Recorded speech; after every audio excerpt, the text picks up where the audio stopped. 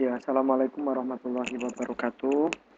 Selamat sore teman-teman semua. Semoga kita semua dalam keadaan sehat dan tetap semangat ya, walaupun kita masih dalam kondisi COVID. Baiklah, kita mulai dulu dengan berdoa agar kita dimudahkan oleh Allah Subhanahu wa taala memahami penjelasan materi untuk pelaksanaan praktikum biostatistik ini.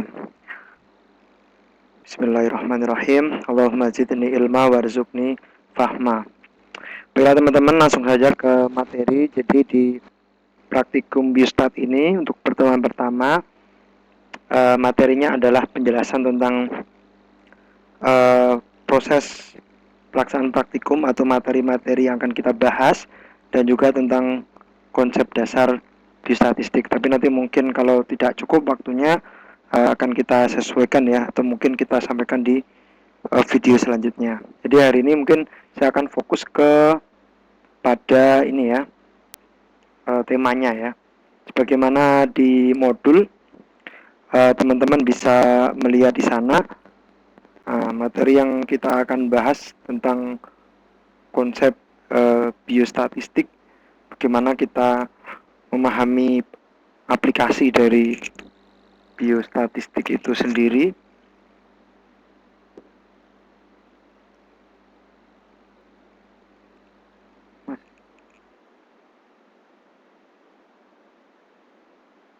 Oke, kita lanjutkan.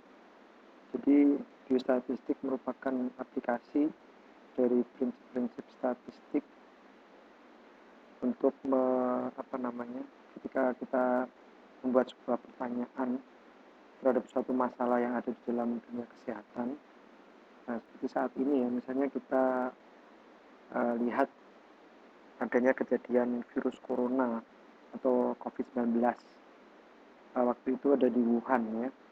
Kita ingin melihat berapa persen dari populasi itu yang dialami oleh orang tua, oleh orang dewasa, anak-anak gitu ya. Persentasenya mana yang paling mendapatkan atau mengalami angka kematian yang paling tinggi. Nah, ini semua akan kita bahas di biostatistik. Nah, biasanya di situ ada beberapa faktor resiko, misalnya komorbid ya, penyakit bawaan, atau dia kalau pada anak-anak misalnya dia ada terapi kemoterapi. Nah, itu biasanya berdasarkan data statistik akan tingkat angka kematiannya semakin tinggi. Nah, ilmu seperti ini bisa kita lakukan kesimpulan, kita lakukan analisis dan interpretasi itu berdasar dengan menggunakan ilmu biostatistik. Nanti kita akan lihat dari populasi yang secara keseluruhan bagaimana ini terjadi, sehingga kita bisa mengambil beberapa kesimpulan dan mengambil langkah-langkah yang tepat. Oke. Kita masuk ke pertemuan atau materi yang kedua. Jadi materi yang kedua ini terkait dengan teknik penyajian data ya. Salah satu fungsi dari biostatistik yaitu kita bisa menyajikan data hasil penelitian kita. Itu biasanya nanti kita sajikan di bab 4, bisa berupa tabel, bisa berupa diagram, baik itu diagram pie ya, atau diagram lingkaran, atau diagram tabel ya, dalam bentuk tabel dan seterusnya ya, sesuai dengan GSD ya. GSD itu adalah gaya selingkung dosen. Jadi kalau pembimbingnya minta ditampilkan dengan data grafik, ya kita grafik ya, dengan garis, diikuti saja biar cepat lulus. Nah, oke, kita lanjutkan. Di pertemuan ketiga kita akan belajar tentang bagaimana sih cara kita memasukkan data ke program. Ya, tentunya kita gunakan adalah SPSS untuk saat ini, teman-teman semuanya. Jadi nanti akan kita ajarkan bagaimana cara mengcoding data, mulai dari data demografi, sampai data riset kita ya, baik itu menggunakan kuesioner maupun menggunakan instrumen yang lain ya, baik itu datanya nominal, ordinal, interval, rasio dan seterusnya. Kita masuk ke transformasi data. Jadi ini ada kaitannya juga dengan coding, karena data yang kita pilih nanti akan kita lakukan pembersihan, akan kita lakukan grouping, akan kita kelompok-kelompokkan, akan kita ubah yang awalnya bentuk datanya itu nominal misalnya jadi interval biasanya kita tinggi ke yang rendah ya, misalnya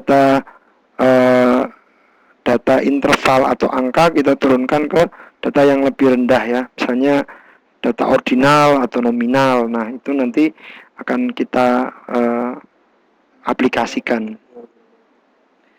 Kemudian pertemuan kelima kita akan mempelajari tentang tendensi sentral. Tendensi sentral ini adalah beberapa ukuran yang akan kita gunakan nanti dalam menyajikan data dalam penelitian ya, diantaranya ada mean, ada median ya, ada modus, ada standar deviasi dan seterusnya.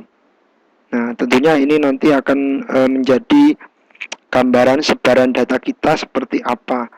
Nah, ini adalah digunakan di dalam penelitian kuantitatif ya, bukan kualitatif. Kalau kualitatif tentu tidak ada tendensi sentral. Memang kita di biostatistik ini kita lebih banyak membahas tentang materi-materi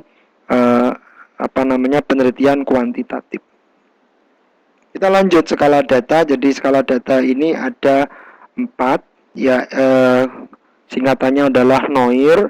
Yang paling rendah adalah nominal, ordinal, interval, rasio. Nah, bisa kita kategorikan menjadi 2, data numerik atau angka itu yang bagian atas interval rasio, dan data kategorik itu bagian bawah yaitu nominal dan ordinal. Untuk lebih lengkapnya kita tunggu pada praktikum selanjutnya. Oke, ini adalah populasi dan sampel ya, populasi keseluruhan objek yang kita teliti sesuai dengan karakteristik atau batasan yang ingin kita tentukan. Sampel itu kita ambil dari populasi nanti untuk kita bisa mengambil kesimpulan dari data yang kita teliti. Oke, kemudian ini adalah sampling dan metode sampling. Tentu ini bagian dari populasi tadi, di mana secara garis besar yang namanya sampling itu ada 2. Tekniknya apakah non-probability sampling atau probability. Kalau probability itu setiap subjek atau individu itu mempunyai kesempatan yang sama untuk dijadikan sampel penelitian. Jenis-jenisnya ada simple random sampling, cluster sampling, systematic sampling, stratified random sampling. WHO sudah mengeluarkan buku dengan metode sampling itu beserta rumusnya. Nanti bagi teman-teman yang ingin mendapatkan buku itu bisa menghubungi saya secara gratis, tidak bayar. Oke, kita lanjutkan non-probability sampling ya. Jadi jadi kalau non-probability otomatis dia tidak punya kesempatan yang sama. Convenient sampling, judgmental atau purposive sampling, snowball sampling dan quota sampling. Saya tidak menjelaskan satu persatu, tapi nanti teman-teman pasti akan belajar insya Allah. Kita lanjut ke uji hipotesis. Jadi uji hipotesis ini adalah ujian hidup ya. Ujian hidup kenapa? Karena dengan uji hipotesis ini kita akan menentukan pilihan ya, pilihan. Nah, di sini ada roadmap-nya. Gimana sih kita melakukan uji hipotesis gitu ya. Langkah-langkahnya apa, data-datanya seperti apa, data continuous, data berupa angka, kemudian kita lakukan tes normalitas nanti dengan uji Kolmogorov-Smirnov atau Shapiro-Wilk, apakah datanya normal ataukah tidak gitu ya, dan seterusnya. Nanti akan menyesuaikan dengan tes yang akan dilakukan. Intinya di sini untuk menetapkan atau menolak hipotesis nol yang menyatakan tidak ada hubungan, tidak ada pengaruh. Dengan uji hipotesis akan kita bisa menjawab bahwasanya ada hubungan, ada korelasi antara A dan B, antara C dan D dan seterusnya. Kita lanjut hipotesis untuk satu mean. Jadi di sini tuh kita ingin melihat, misalnya di sini ada kasus bahwasanya populasi terdiri dari semua orang berkulit hitam yang umurnya atau usianya 60 tahun, di mana parameternya adalah mu. Mu ini adalah mean atau rata-rata. Nah, di sini teman-teman sudah tahu apa itu mean, systolic blood pressure, tekanan darah sistolik. Di sini kita temukan bahwasannya kalau untuk laki-laki umur 60 itu 125.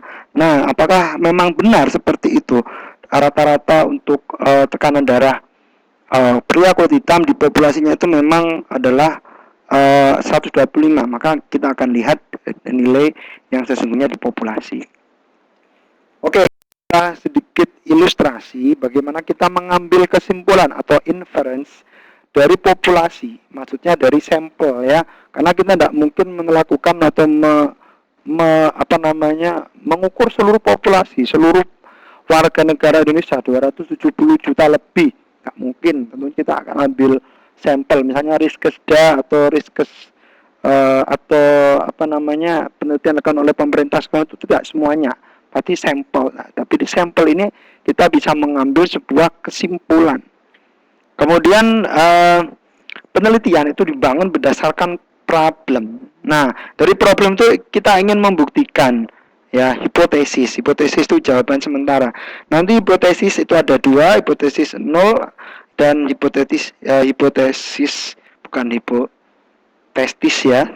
H1 itu alternatif. Jadi yang ingin kita buktikan kalau H0 itu tidak ada hubungan, tidak ada korelasi dan seterusnya. Kita lanjut ke hipotesis tes untuk dua populasi. Kita punya dua populasi, kita ingin bandingkan apakah ada perbedaan ya antara misalnya populasi yang satu dengan yang lain. Misalnya teman-teman melakukan penelitian, ada dua kelompok populasi atau nanti subjek penelitian kita, yang satu dikasih intervensi, yang satu enggak, yang satu dirawat luka, yang satu enggak, yang satu mika-miki, yang satu enggak mika-miki. Kita ingin bandingkan apakah pasal usulnya sama atau tidak dan seterusnya. Oke, kita lanjutkan dan kita yang terakhir. Ini adalah satu yang paling penting yang harus teman-teman lihat ya, terkait dengan mata kuliah kita ini. Nah, teman-teman tugasnya apa? Tugasnya adalah memahami apa itu apa itu yang namanya istilahnya tidak berpasangan, apa yang namanya maknanya adalah berpasangan, apa yang namanya skala pengukuran, ada yang numerik, ada kategorik. Ya, di sini adalah kuncinya, apa yaitu komparatif, apa korelatif. Kenapa? Karena ini akan kita gunakan nanti ketika kita akan memilih pasangan, memilih uji hipotesis yang tepat. Nah, dengan ini maka uji hipotesis yang kita pilih akan benar. Nah, itu silakan teman-teman belajar agar besok ketika kita menggunakan SPSS, ketika kita menggunakan penelitian itu akan mudah ditanya. Misalnya, kenapa kamu memilih uji Pearson? Karena datanya numerik, berupa angka, bisa interval atau rasio. Nah, kemudian apalagi? Dan seterusnya gitu ya. Kita ingin mencari hubungan, misalnya seperti itu. Nah, sehingga nanti dengan seperti itu kita akan bisa memilih uji yang tepat pada SPSS. Baiklah teman-teman semua, terima kasih atas perhatiannya. Semoga yang sedikit ini bisa bermanfaat untuk memberikan gambaran, karena saya coba cari gambar. Ya, saya coba gambar-gambar biar biostatistik ini ada gambaran. Kenapa? Karena selama ini yang saya ketahui biostatistik itu banyak tulisan dan sulit untuk memahami. Nah, kebetulan sudah ada modulnya, silakan modulnya dibaca plus dikerjakan tugasnya minggu depan harus sudah di-upload di Island. Terima kasih. Mohon maaf kalau ada kesalahan dan kekurangan. Kurang lebihnya saya akhiri. Assalamualaikum warahmatullahi wabarakatuh.